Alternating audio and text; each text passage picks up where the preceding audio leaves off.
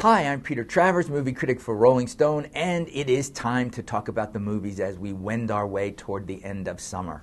And anybody that's been reading this magazine or just looking at any kind of cultural phenomenon knows that August is the 40th anniversary of the Woodstock Festival. And so a movie has been made, and it has been made by an indisputably great director called Ang Lee, who won the Oscar for Brokeback Mountain, and as far as I'm concerned, could have won many more. He could have done it for Crouching Tiger, Hidden Dragon, this is a great director. So it saddens me to say that taking Woodstock, his movie, just doesn't cut it. I'm really sad about this because who better than Ang Lee to handle something that happened 40 years ago to a family? But to me, the wrong character is at the center of this. There's a guy named Elliot Tiber. He's played by the comedian Demetri Martin. He's the right age to play Elliot Tiber, and yet there's nothing in Demetri Martin that works to hold a movie center. He can't do it. And plus, what is the story? Elliot Tiber was the guy whose parents owned a cruddy little motel up in White Lake, New York, and he uses that in order to use his family's hotel to the Woodstock people so that they can meet Max Yasker, who's played by Eugene Levy, get his farm, and organize the whole festival. But the story is about little Elliot being really scared of his Jewish parents because he's gay and closeted and working as an interior designer. Know what? I don't care. This is Woodstock going on here. There's other characters on the periphery of this movie. Liev Schreiber as a cross-dressing ex-Marine who does security. Why can't it be about him? Emil Hirsch playing a Vietnam vet who's falling apart but is somehow transformed by what goes on in Woodstock. And worst of all, there's no music. I don't know whether they couldn't have the rights, but all we see is the periphery. We go near the stage, we see all the traffic, we watch naked swimming in the mud, but we never see Janis, we never see Hendrix, we never see or hear anything of this tumultuous event about peace, love, sex, drugs, and rock and roll. Sad. So is this the worst flop of the year? No. Is it a major disappointment? I'm afraid so. All right. Scumbucket time, people, and there are two kind of remarkable things that I have to say this time.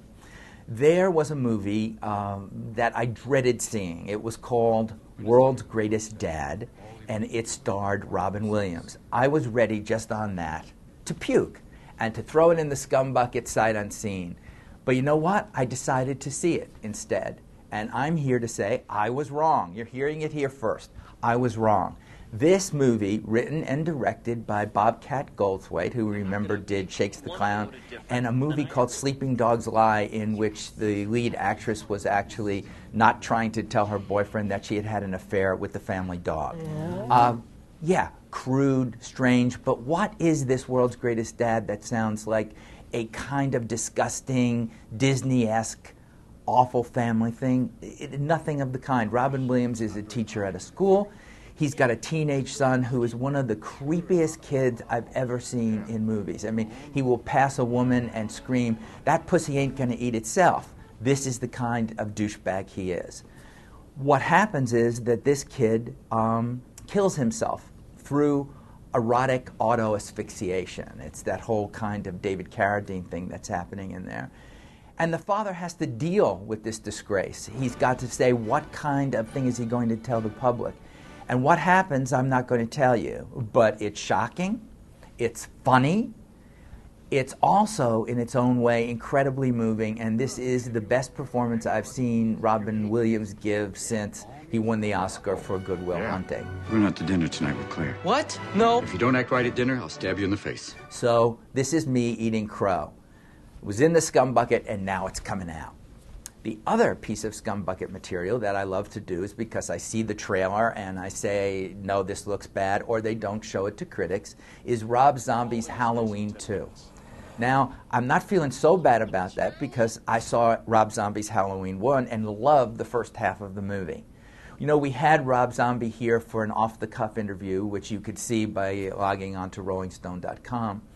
And I asked him why me, as a critic, was not being shown this movie. Here's what he said. You know why you can't see it? Because we only finished this movie 48 hours ago. Really? Every time I do an interview, they're like, they haven't screened it for us. I'm like, no kidding, they haven't screened it for you. They probably don't have any prints made yet. And my response to that is, Rob, liar, liar, pants on fire. What do you mean you just finished it 48 hours ago? Not buying this at all. This movie isn't being shown because the Weinstein Company is really afraid of what we critics are going to say, and so they think this will shut us up. Well, it's not going to shut me up.